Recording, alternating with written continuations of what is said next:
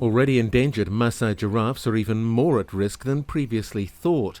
A valley running between Kenya and Tanzania, according to researchers from Penn State University, means the subspecies has divided into two groups which haven't interbred in more than 250,000 years.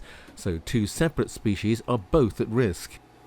What we now know is that the 35,000 giraffe are actually split into two. So there's no more than probably 20,000 giraffe on either side of the escarpment. And that's really worrying because the total number of Masai giraffe also was known to be very small. And the International Union of Conservation of Nature, the so-called IUCN, had declared the Masai giraffe to be a threatened species.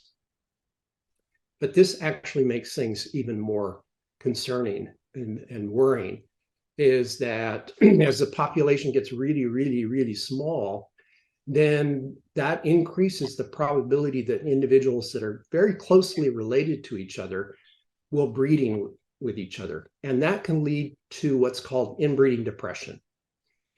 And that can go into a tailspin and the species can completely collapse. The Great Rift Valley through Kenya and Tanzania prevents the giraffes from exchanging genetic material, and it's not the only challenge facing them. Some of the things that we've seen even in parks, like Tsavo, Aboseri, where we're losing trees, the tree cover, so giraffes are getting out of the park, and where they are moving into, they're actually on community land. So conflict continue increasing. Fewer giraffes means other species also suffer, and conservationists are now campaigning for a giraffe poaching ban.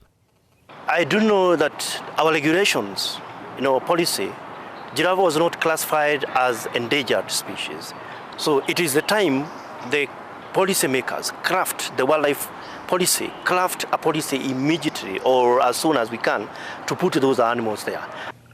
The study was published in the Ecology and Evolution journal in June.